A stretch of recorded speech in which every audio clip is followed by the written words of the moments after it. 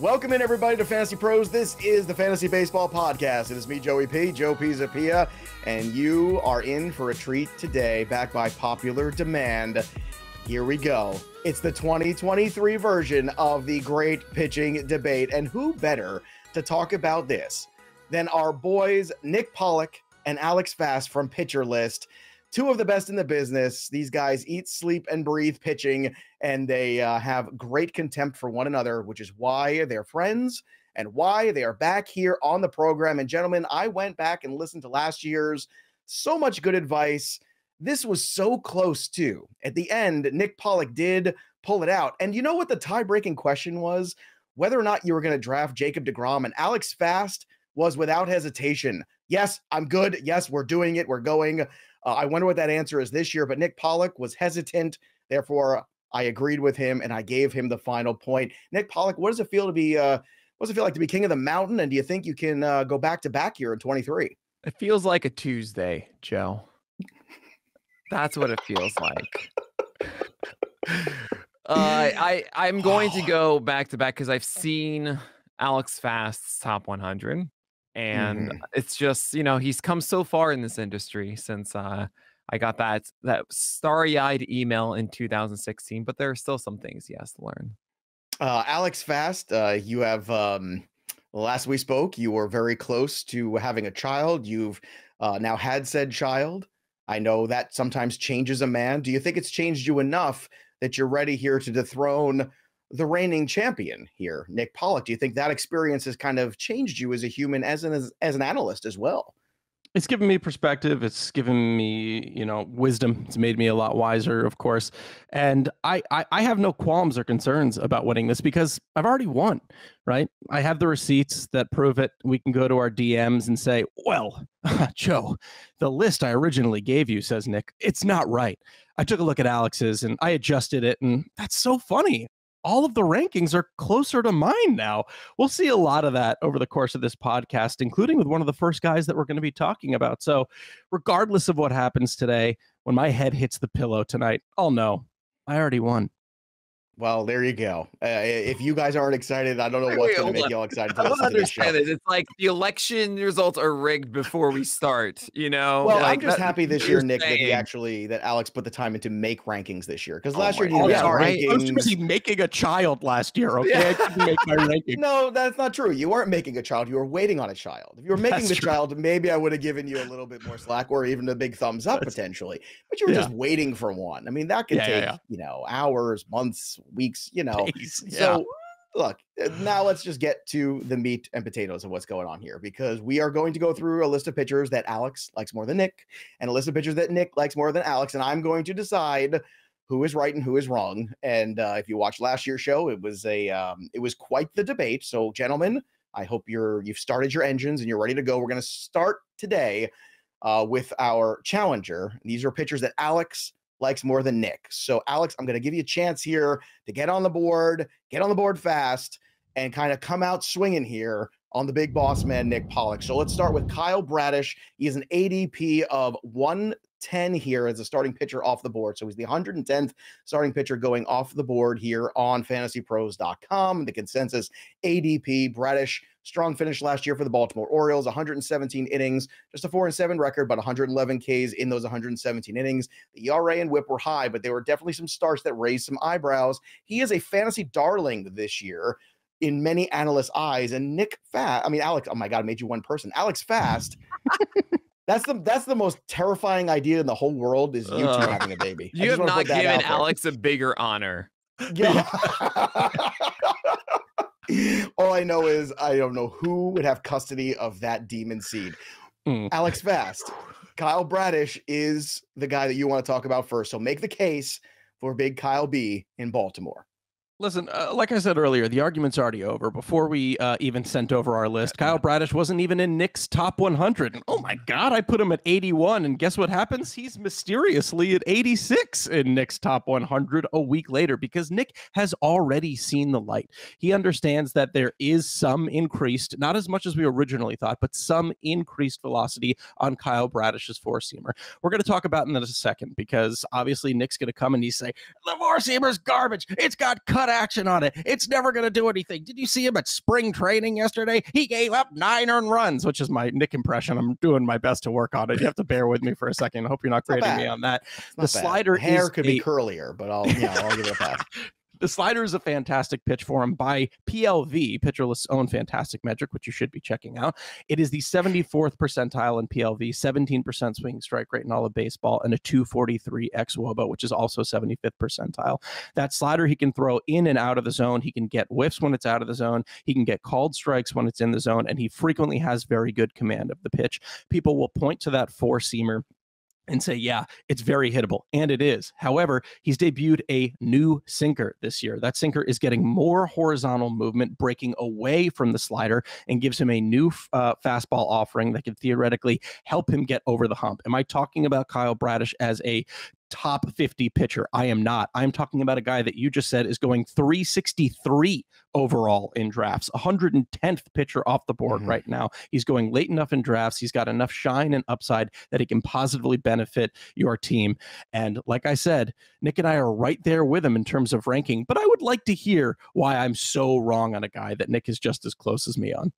All right, Nick Pollack, the argument's been made for Kyle Bradish. He did kind of, throw that barb out there that you have made adjustments on him and moved him up your board a little bit. So you're going to have to dig yourself out of that hole. That's pretty easy. When you hear someone arguing against you, instead of actually talking about the thing at hand, they want to talk about the other person, they don't have a strong argument. And when it comes to Kyle Bradish, I have a rule, which is if you're into a pitcher, you have to have at least 2 pitches that you really can stand on and say, like, these are the 2 good offerings, especially when they have a bad four-seamer. As Fast eloquently already pointed out, the four-seamer has cut action that is going to make it continue to be a hittable pitch. We haven't seen that sinker have success yet. It's a new pitch, and he even sends me this whole Bart Simpson image saying, I will not be swayed by a pitcher's new pitch in spring training. We know this. So if you look at Kyle Bradish, he has a slider that, yes, does grade well in PLV, but it's not elite. You want to say 77th percentile, that means that there's 25 percentile more better sliders out there. A quality pitch minus bad pitch percentage is just 68th percentile. That's good, but that's not the thing I want to hang my hat on when it comes to a pitcher. You also have the curveball, which is under a 50th percentile by PLV. It is not that strong number 2 pitch that you want it to be. And I'm waiting for it to happen with Kyle Bradish. Now, I had him inside my top 100. I was saying maybe there are new things here in spring training that I am overlooking a bit. I'm going to be lowering him on Friday. As in your 12-teamers, I do not want to be chasing Kyle Bradish out of the gate. There are many other options to go for a higher upside. And you are putting yourself in harm's way. If you have Kyle Bradish, why not go after Hayden Wesneski or so, who's going around the same place inside of your drafts? There is no reason to chase Bradish, who does not, as Fast said, have that top 50 ceiling. That is not the player you want to get in your 12-teamers. I understand the point you're making here in terms of chasing him, but I'm actually looking at the ADP that's actually moved over the weekend too. Now Kyle Bradish is at pitcher 151 on the consensus. So he's moved even more recently and been dropped down further. That's just straight up free. And I understand last year he did have some moments where certainly struggled quite a bit, but there were a couple games too against Houston where he was spectacular. He did have a very good game against Cleveland down the stretch as well. He showed you some flashes. And I think whenever a kid shows you some flashes, you take notice of that. I remember a couple of years back when Sandy Alcantara would show you some flashes of some stuff, and you're like, maybe this guy can put it all together eventually, but he was far from a finished product. I am not comparing those 2 guys necessarily, but I think whenever you have a guy that shows you dominant flashes and he's free, I think you take a shot on him. So Nick Pollack, you're probably right in the sense that this is a pitcher that probably is going to give you some disappointment, but the fact that he's free and the fact that he has a lot upside, of free. There are, but there's not a lot of free guys who had a couple dominant performances last year. That's the difference. Alec Fast, you get on the board here real quick with number 1. So well done. Let's go to the second pitcher here on your list, Sean Manaea. And this is another pitcher too, coming off a bad year. Let's be honest. Let's call it what it was. Last year in 158 innings, he was an 8-9 record, 156 strikeouts, just 50 walks there, 3-to-1 K walk ratio. That's fine, except that the WHIP was 1.3, the ERA was 4.96, and Sean Manaea was on his way out of San Diego, but he's staying in California and San Francisco. And San Francisco, Alex, that's been one of those spots where lately it seems like they know something we don't know. And they've been able to turn around a lot of these guys, whether it be Alex Cobb or Kevin Gossman. They've really done a good job there identifying pitchers that they want and then getting them into that organization and kind of fixing them. Is Sean Manaea the next guy for San Fran to fix? Yeah, I kind of think that when there's a lot of good data that points to the fact that he may well be. Now, I'm not going to continue to harp on this point, but this is another magical guy who was unranked by Nick and is now just 5 spots away from where I magically had him in the rankings. Like you did mine like 6 weeks after when you learned about the velocity. I don't know. That's so funny. Mine came out, then all we know, all of a sudden, here's Sean Manaea. Here he is. So Manaea, as we kind of mentioned, one of I think the biggest things that has me really interested in him is the uptick in velocity. I mean, Nick has even said himself that's a big thing for him, right? We've seen what happens when he has the velocity that he is showcasing. The problem has been whether he can be consistent with it. And so far in spring training, he has been able to be consistent with it. Issues and injuries are always going to be an issue for him. But even if you cap him at 150 innings and we see an uptick in the velocity for him, that could theoretically be a big step forward. There were some things that obviously, like you hit the nail on the head. Last year was not great. There are some pitches, though, by Stuff Plus that indicate that it's better than what we saw last year, right? His sinker, for example, the changeup gets a really good amount of whiffs. He didn't really use it to be as much of a hard contact pitch as it turned into last year, right? There's a big difference between the 391 ERA and 366 FIP that he put up in 170 innings in 2021 and the 496 ERA, right? We saw the sinker move arm side a bit more, and I wonder maybe if that impacted the changeup at all. The sinker did maintain its whiffs, which was good to see. It was the changeup, though, and the breaking pitch that really caused him the problems. The changeup couldn't get whiffs out of the zone. The BABIP jumped up, implying that even natural regression should make him perform better. The breaker also lost its ability to get whiffs out of the zone. It went from being able to get ground balls at a relatively good clip to being a kind of fly ball machine with a lot of those fly balls leaving the yard, right? So what I'm kind of saying is, we've seen a change up in breaking pitches that have historically performed better than they performed last year. It is not out of the question to see them get back to where they were, right? You add in an additional tick of velo with that, plus that he's in a better park, plus that he is with an organization that could theoretically benefit him even more, then yeah, again, we're talking about a guy who is going relatively late that could provide you with good amount of upside. The velo is back in that low to mid 90s range here, Nick Pollack, but you're still not buying it. Why? Well, okay, a couple things here. One, I'm actually pretty close with Fast on Sean Manaea. I have him at 76. Fast time is at 71. So I don't know if there's going to be too much that we are going to disagree on. I will say, not a better organization necessarily. He's leaving San Diego, who should be a high win volume team, going to the Giants. And we just saw the Giants have a terrible defense behind it. Look what happened to Cobb and Wood. We're saying it's all FIP and everything. No, the defense let them down. That's why we had this massive change in their expected ERAs and their actual ERAs. And there's no guarantee that this is going to be fixed now for Sean Manaea. So there is risk inherently in that. Also, when it comes to my 12 teamers, and this is very, very important and why I'm out on Kyle Bradish, and I'm debating if I want to be in on Sean Manaea, is early in the season is most important when it comes to these final pitcher spots. You are not getting this guy and just holding on to him for the entire year. It is not a best ball league that you are in. So if you're getting a guy at the end of your drafts, like a Sean Manaea, like a Kyle Bradish, it likely means that you're starting him the first week. If you're not, what are you doing? You should be going after someone else who you would actually want to get value out of and then also have that ceiling. I don't know if I want to start Sean Manaea out of the gate. It's a tough matchup for him against the Yankees. Not necessarily a fun one. I don't know if we're going to see the slider and the changeup return all of a sudden to what they were from last year. It is a volatile situation. Also, Sean Manaea over the years has never been consistent. He has always been someone that has this lower arm angle, and that leads to worse command sustainably over a full season. So right out of the gate, if I'm drafting Sean Manaea, I'm already throwing myself in a ton of risk, and I'm not going to be able to kind of wait and see and figure this out. I do like taking the chance on the higher velocity and seeing that sticks. It does sound nice. But those that are drafting him and thinking, oh, cool, I've got this really good guy now on the Giants, I'd be very cautious of that. So being as aggressive around 70, I think is actually a little too aggressive. And to pull him back closer to where I have him is understanding the risk involved here.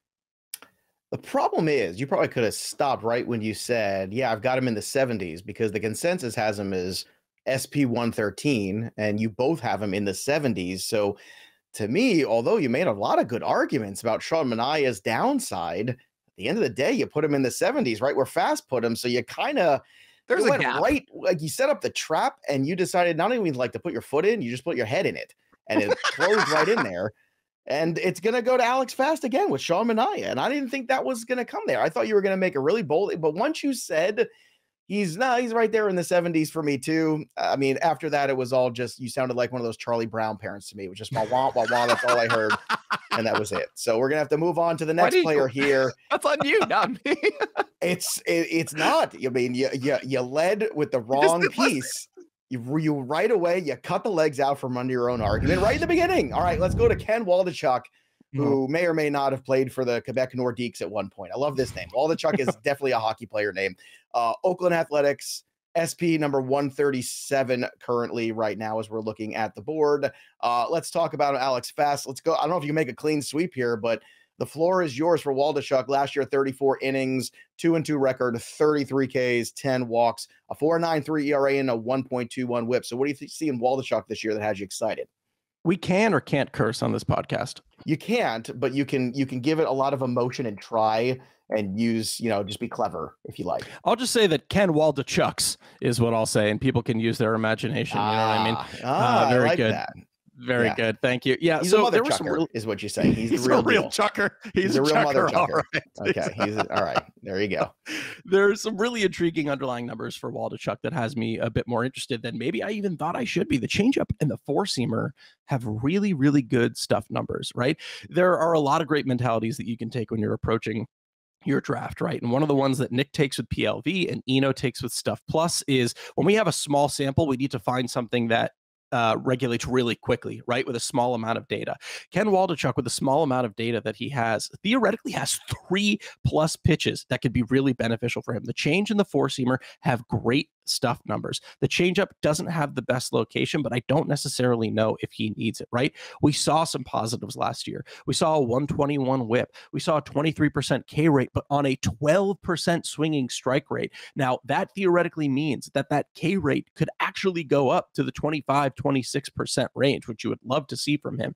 Now, I'm not going to lie, right? The four-seamer isn't the best in the world last year in terms of batted ball performance, right? It gave up a 425 WOBA and xWOBA. However, very small sample size. And when we see the stuff numbers that we have from Ken Waldichuk, that definitely points to a positive regression for him, especially when it's getting a 12% whiff rate, right?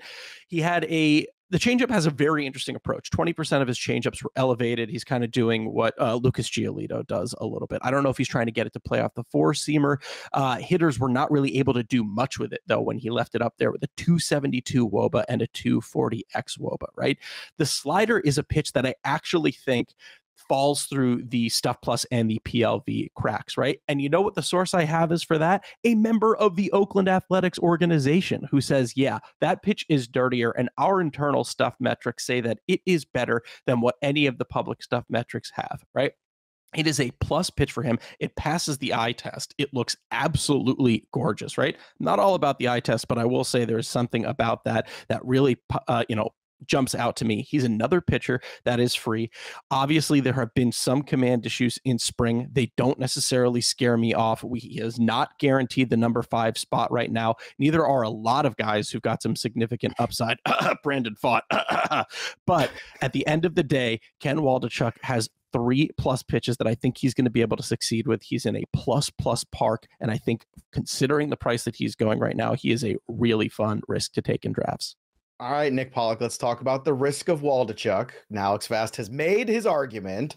It's time for you to counter, and don't let him go 3-0 on you to open the show. That's not good. I mean, he might be in a plus park, but he plays for a negative team. The ceiling. I mean, what's the point here? You're not going to get wins with Ken Waldichuk. This is a guy that you even mentioned. His command has been bad through the minors. Walk rates have been 11% multiple times. We were seeing a lot of walks already this spring. He has a 2+ whip in the spring, which I know is a small sample, but it's not like this guy is just overwhelming. And then you put him in your lineup and you feel like he gets success out of right out of the gate. Like he might not even get the 5th spot. You said, why am I drafting him in my 12-teamer? I mean, I don't need to say anything else after that. Waldichuk is being drafted as the 218th pitcher off the board here on the consensus. I misspoke earlier with the number that I gave you.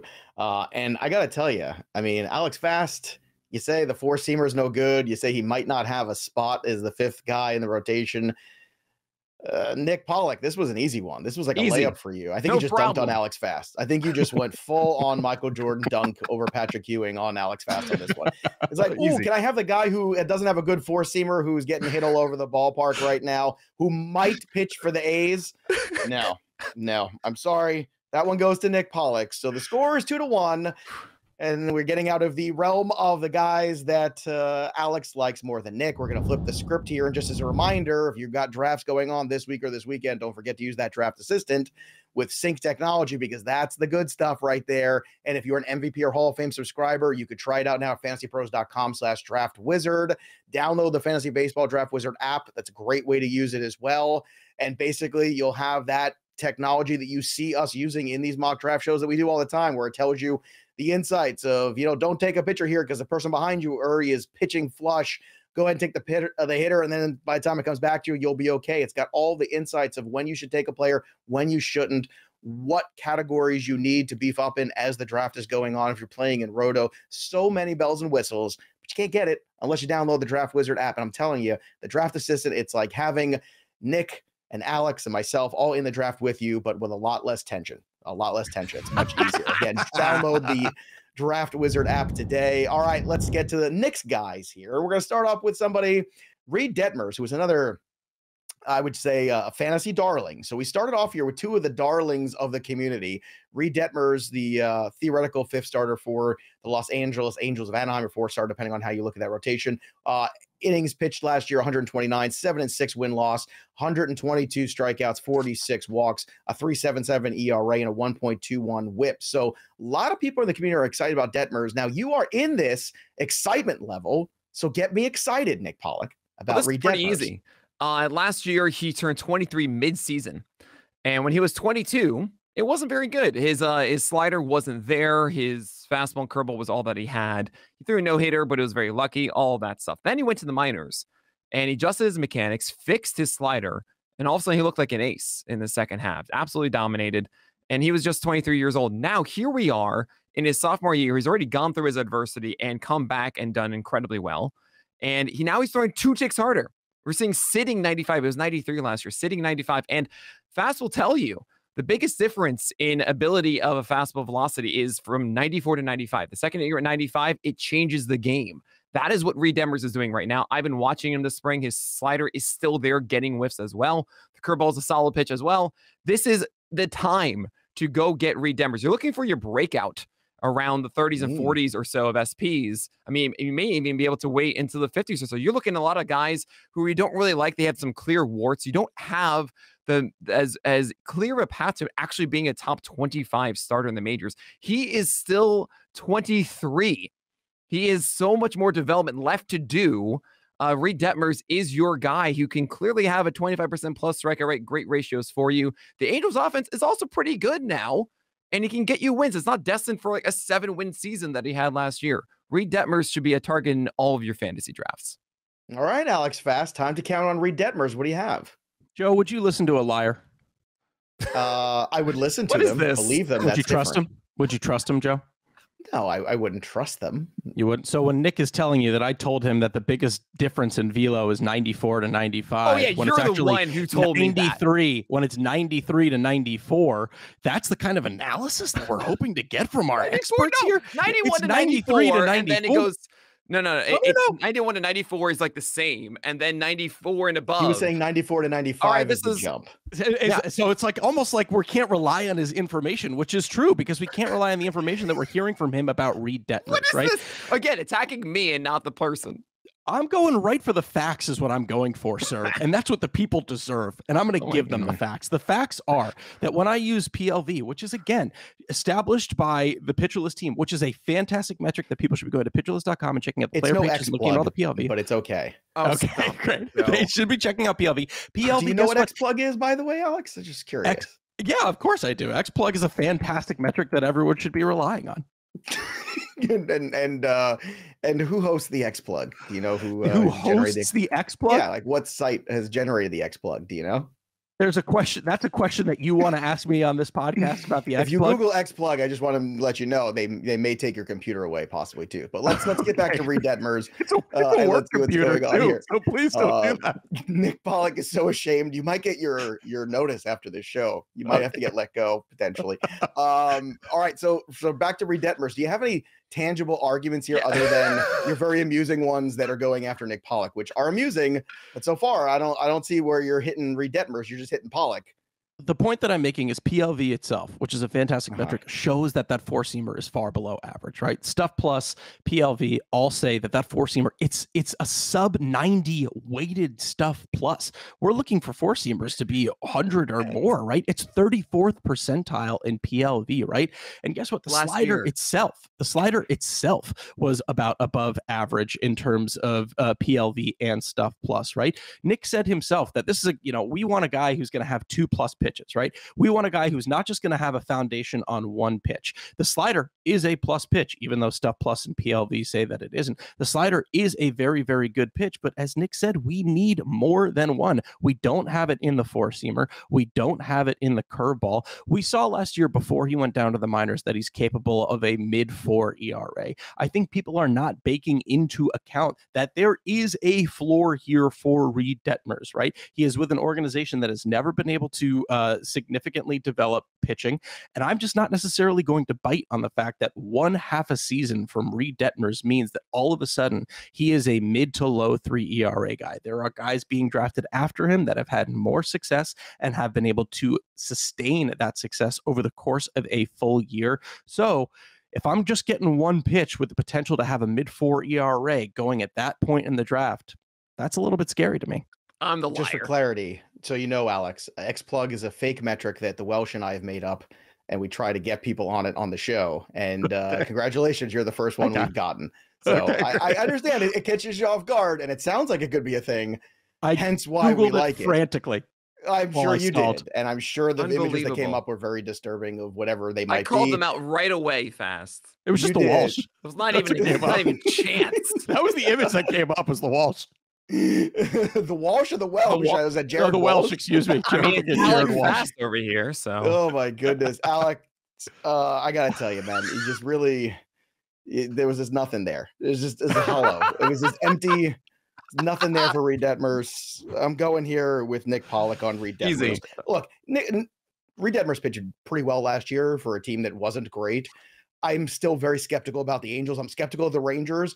I think one of those two teams might be good this year, but is going to take a lot of things going their way. But I think Reid Detmers is a player that's on his way up. And still, when you look at where he's going, technically right now, he's a 75th pitcher going overall. He's going after John Gray, ironically, on the Texas Rangers. I see those guys in a very similar light, but Detmers a little bit younger. I think that's the kind of thing you're looking at where there's a little bit more upside, a little bit more appeal potentially for what he could be. And then after that, it's reclamation projects like Jack Flaherty or Jose Barrios, who every third game he pitches is palatable. I mean, I'm going to take a shot on Reid Detmers. So there you go. We're tied at 2 here. Jesus Luzardo, next guy on the list here that Nick likes more than Alex. 2022 stats, 100 innings pitched. That's the problem with Jesus Luzardo. We're always negative here in terms of the innings. Doesn't quite get you to 180 or 200. Please forget it. 4-7 record with a 120 Ks and a 35 walk. You got the 3.32 ERA and a 1.04 WHIP with Jesus Luzardo. So my biggest problem with Luzardo is obviously the one I said, Nick, which is the fact that you just don't get enough of Luzardo, and I want more, especially the good version. So what makes you think we're going to get the good version of Jesus Luzardo in 2023? Well, we got the good version of Jesus Luzardo before and after injury last year. 3.32 ERA, as you mentioned, 104 WHIP with a 30% K rate in that time. And guess what? He's throwing 97 right now and hit 100 in spring training. Here's the thing. He's going at the 46 pitcher, according to FantasyPros SP. And at that point, if Jesus Luzardo was guaranteed for 150 innings, there's no way he's 46. It's 25, 30 or so. And to make that jump, it's health as opposed to actual skills development, that's always a better bet, especially at 46, where there's no guarantee that these guys are actually going to excel at their draft stock. So give me the guy with the great skills, with a better fastball, which was his weakness point, and it's now better. And we saw actually excel when it was at 97 at the beginning before the injury last year. He had a 12 strikeout game in his first game of the season last season with an elite changeup that had a 25% swing strike rate last year, a phenomenal curveball. This all makes sense. And look, if you want to say about the wins with Miami, Sandy Alcantara had easily double-digit wins last year. And Jesus Luzardo has the ability to go 6 innings on a given night with a ton of strikeouts, good ratios. I would rather go on that. And even if it's 130 innings, I get quality then from Jesus Luzardo, which is not what I can say with everybody that's getting drafted around him. That is fair. Quality is good. Quality and quantity is better. 2 years ago, he had a 6.5 ERA. It was pretty terrifying there. So, all right, Jesus Luzardo, fast. You got an opportunity here to kind of throw a little counterpunch, because there's definitely some holes in this game with Luzardo in terms of staying healthy, staying on the mound, being consistent. And again, it's great to have a pitcher that gives you quality innings, but if you're in a head-to-head format, he's only giving you 100 of them, that's a problem.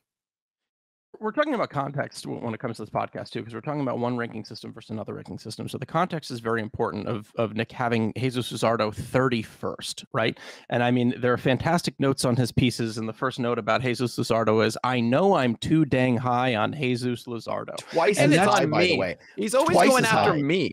62 after me and is not the player. consensus. He is the 62nd starting pitcher going off the board in the consensus. You are twice as high as the consensus. That is also a little bit of a red flag there. You're leading down a right path. Continue on. I want to hear what you have to say.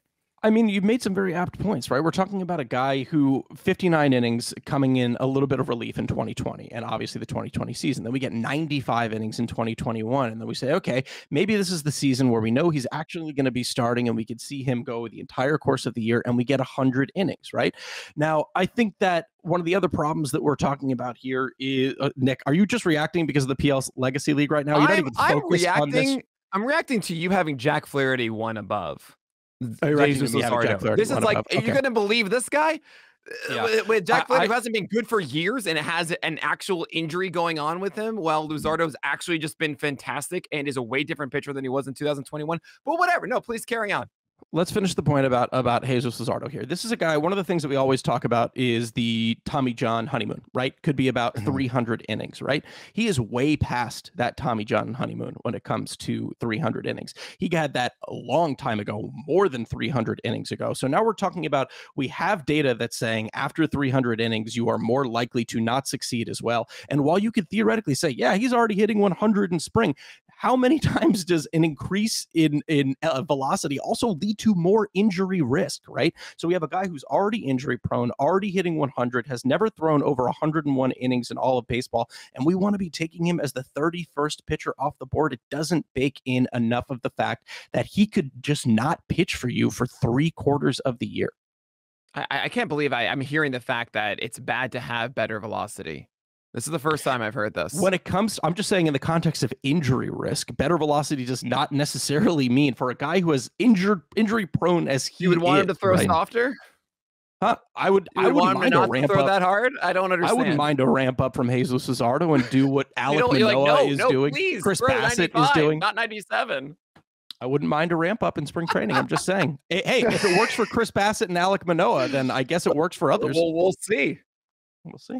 Well, Nick Pollack, the fact that you got a little bit defensive there at the end tells me that there's something that you're a little concerned with. I mean, you just kind of came back a little bit here, where you got at the end there. You're like, that was such a ridiculous statement. Ridiculous or not, there's something about that. That first one, you were so clear. You were out Detmers. You just let it. You just kind of walked off. You dropped the mic. The fact that you went back there and you were punchy at the end, you got real personal there. I kind of feel like. There's something there where you do. Again, it's about me and not the player, right?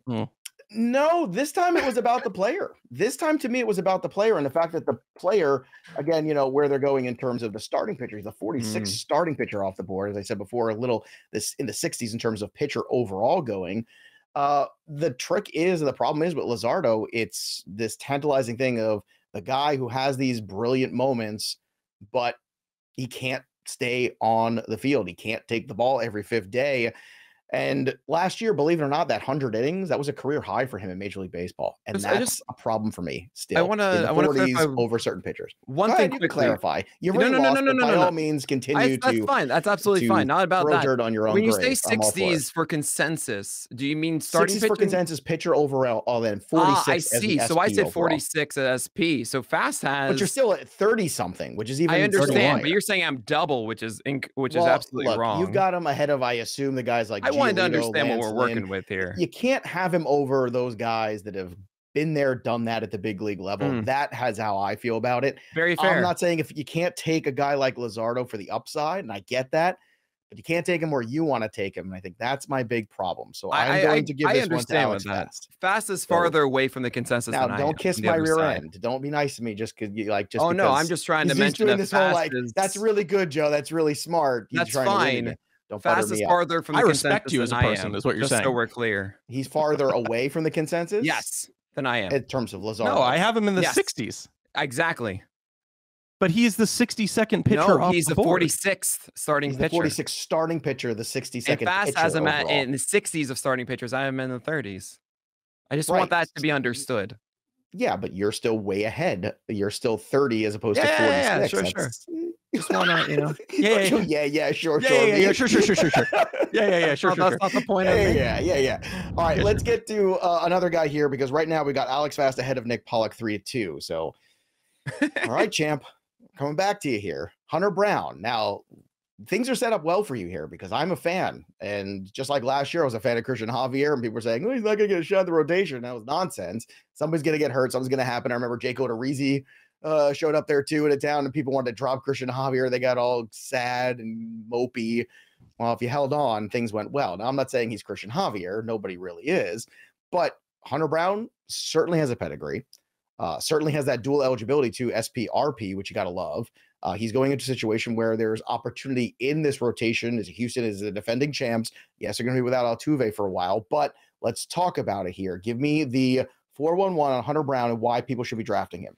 Oh, yeah. So I'm actually pretty close to the SP consensus, which is 62. I have him at 51. Fastham has him in the 80s, and he's just not even going to touch him here. And you have a great situation for Hunter Brown. First and foremost, of course, he has the 5th rotation spot. Lince McCullers is hurt. Who knows when that is coming back? He's starting to throw a little bit, but he's had injury questions all his career. And pitching for the Astros is just an amazing thing. You have wins on your side. You have the development on your side, which has been proven over the years. You also have a fantastic defense on your side. Hunter Brown, from a skill set perspective, I mean, he came in and he dominated last year. He throws hard with the fastball, has 2 great secondaries. It's all there. And it's just kind of easy for you to go and get this in your leagues. At 62, I mean, I'm a big fan of that. I don't really know what else there is to say. He's going around guys in the consensus that are okay, but they're not really guys who are going to push the needle, while Hunter Brown is in this prime situation to actually change how your league goes, as opposed to taking someone that is pretty similar to other things you'll find on the wire. Lance McCullers certainly has had his issues. Once again, another one of these guys that teases us with the electric stuff, but, unfortunately, he can't stay on the field. And to me, at the end of the day, I mean, you're starting at a deficit. It's bad enough injuries are going to happen. Hunter Brown's very intriguing. He is very inexpensive. Alex Fast, why are you so down on Hunter Brown? So it's not that I'm down on Hunter Brown. I recognize that there is upside there. I just don't think that people are baking in the warts that are there, right? People are quick to point out, there was a fantastic pitching ninja gif that showed the similar mechanics between him and Justin Verlander. Well, Eno then came out and was like, yeah, but they're very different four-seamers, and they are, right? The one thing that I wanted to keep track of was what was going to happen with Hunter Brown's walk rate, right? If we go back to his minor league career, we have a 13% walk rate in AA in 50 innings. Then we have a 10% walk rate in AAA over 50 innings. Then we have an 11% walk rate in 2022 over 106 innings. And we already saw about a 9% walk rate over 20 innings. And I don't think that's necessarily going to get better for him. And what's happening in spring training, he's already jumping up the walks. He does not have the command that we want to see from Hunter Brown.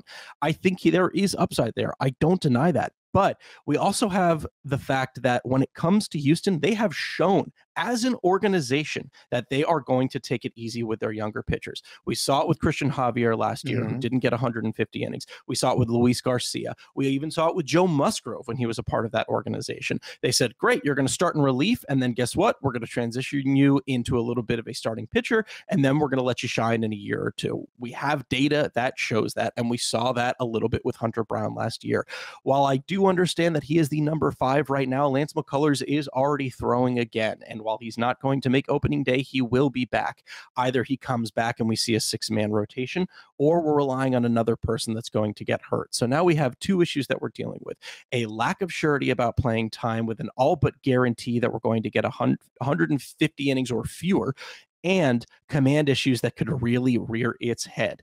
There are warts there, and people need to take them into account more. How many starts does he make, Alex Fast, this year? I think he can make under 20. I think he can make 15 to 18 starts.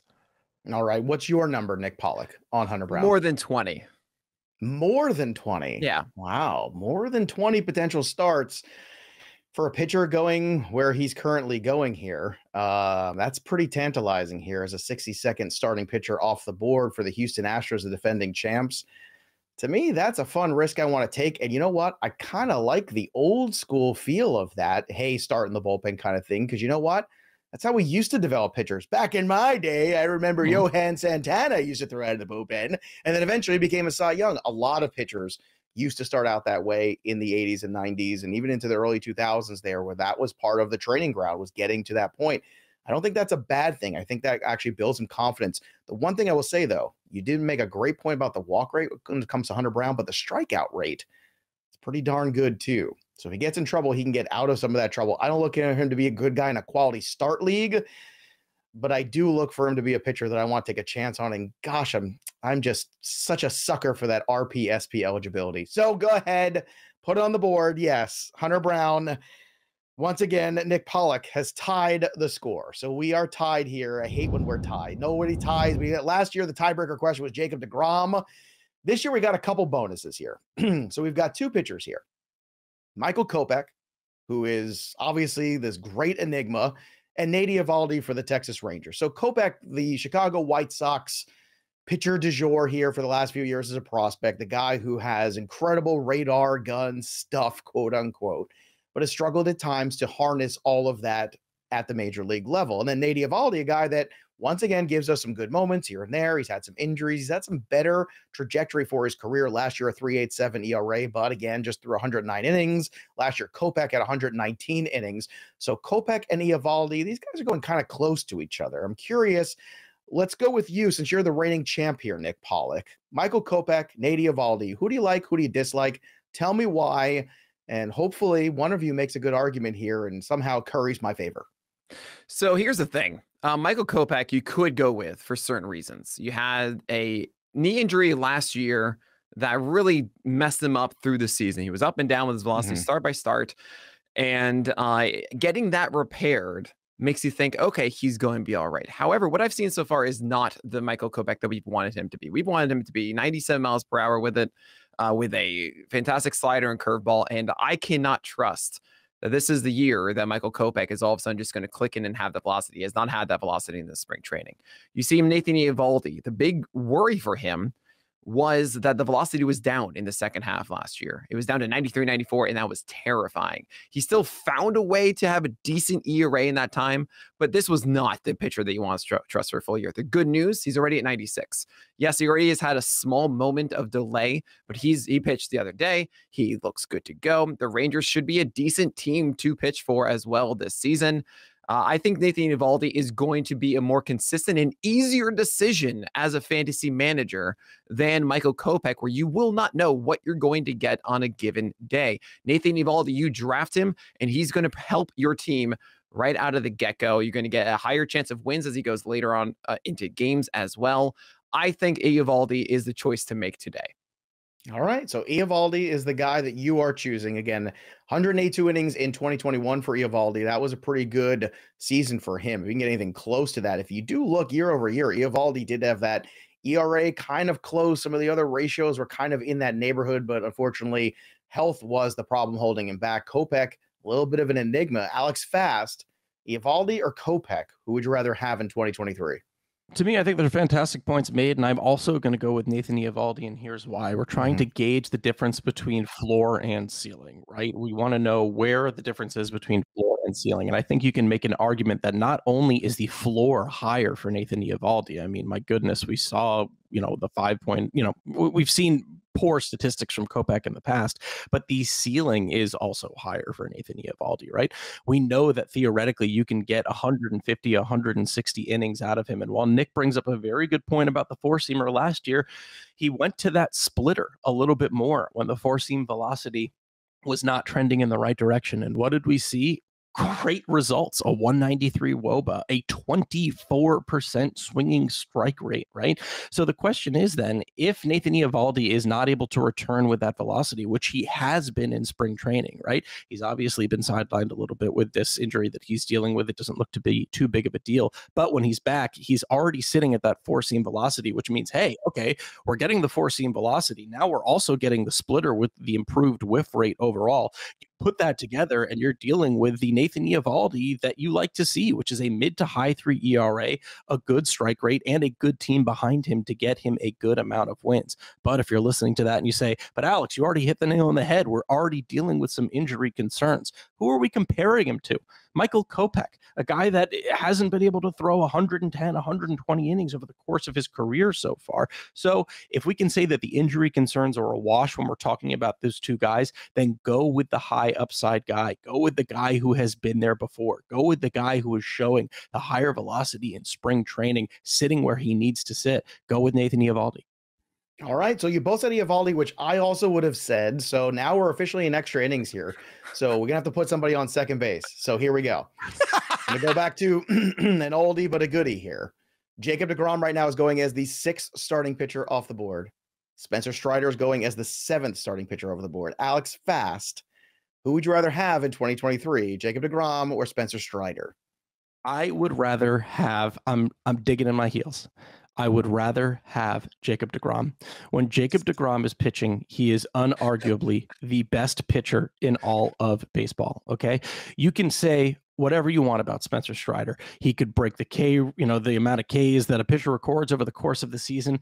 We are in uncharted territory when it comes to Spencer Strider. There is a 2-pitch mix. Historically, 2-pitch mixes do not succeed super well over the course of the year. Again, he is in a class of his own because when it comes to that 2-pitch mix, no one has the four-seamer he has. No one has the slider that he has. But when the two of them are pitching at the same time, there isn't a doubt, right? Let's do that for a second. Hey, I say, I'm going to give you 100 innings of Spencer Strider. I'm going to give you 100 innings of Jacob deGrom.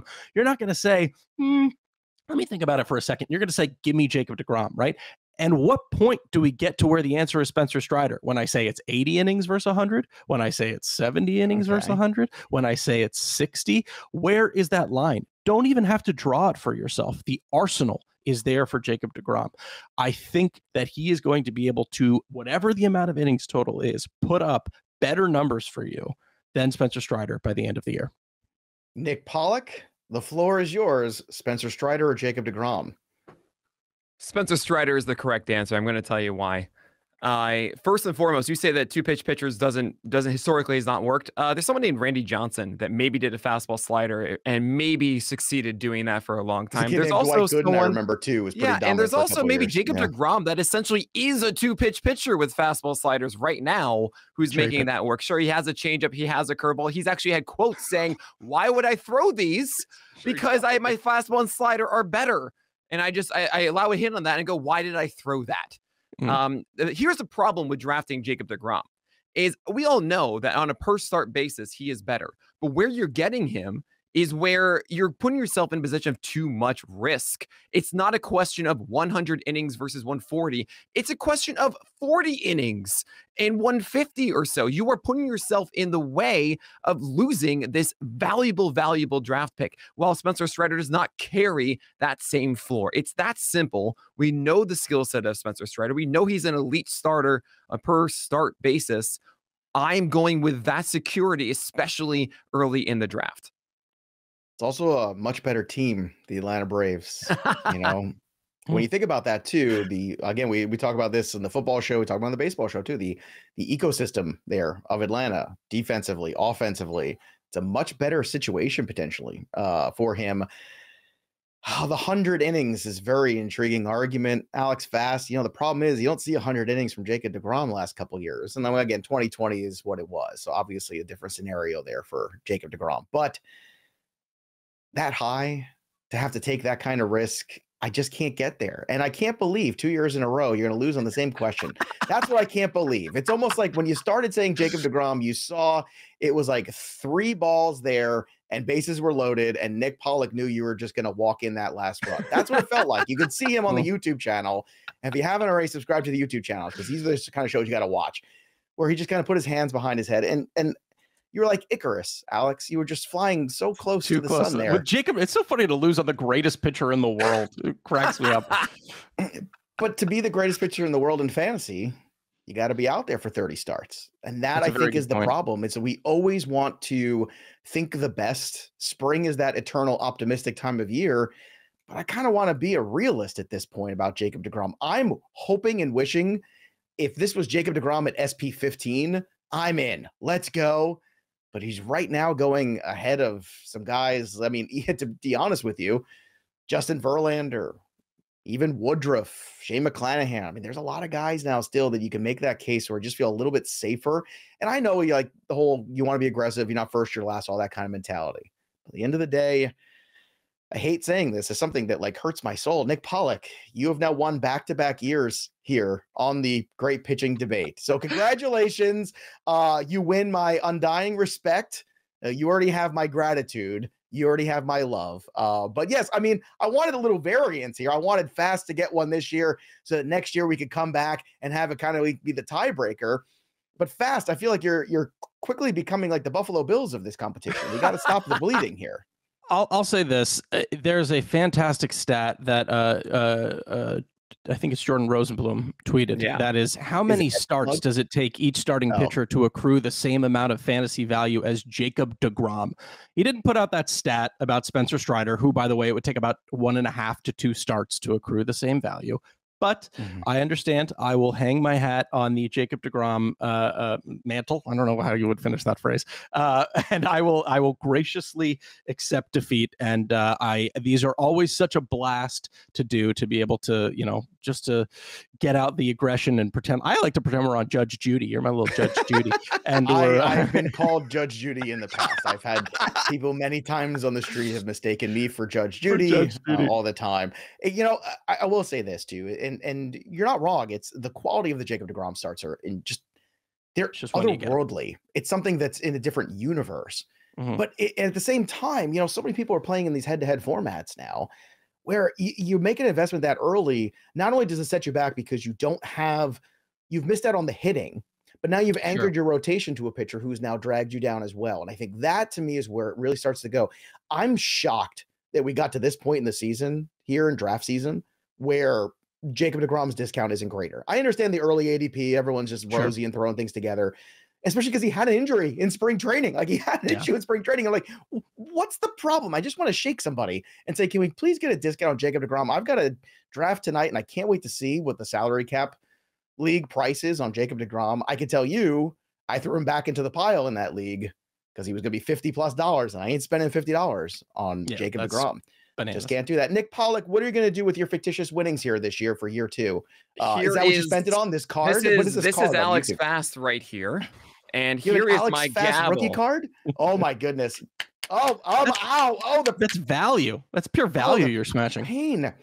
Wait, what? Where did you get that Alex the order Fast in the card? court? How do I that get is one? The verdict for Nick Pollack to win above Alex Fast. Thank you so much, Joe, for really, I know how much that just hurt your soul, apparently. Well, I kid. So I love you both. Well, again, I like good competition, and you guys had good competition. Alex Fast, you came out of the gate hot and heavy, and then, maybe next year you train for the marathon, not the sprint. That's the only thing I can say. Gentlemen, it's always so great to talk to you. Pitcher List is the place, everybody, if you're trying to get your data. The team there is unbelievable.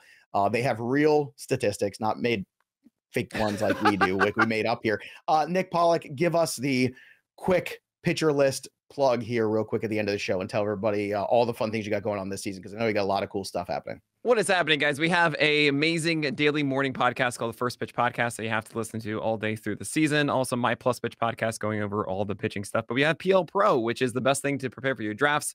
Live Draft Assistant, our PLV projections with ATC, which is incredible. Our season-long projections, our auction drafts calculator, our DFS, and weekly fantasy projections as well. Go check it out, pitcherlist.com/premium. Follow both the guys on the Twitter machine at AlexFast8 and at PitcherList. Gentlemen, I just so grateful for your time.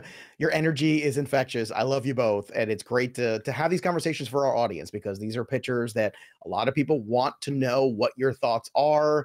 And, you know, these are investments that can really make or break leagues, a lot of these guys. So great stuff as always. I can't wait for year 3.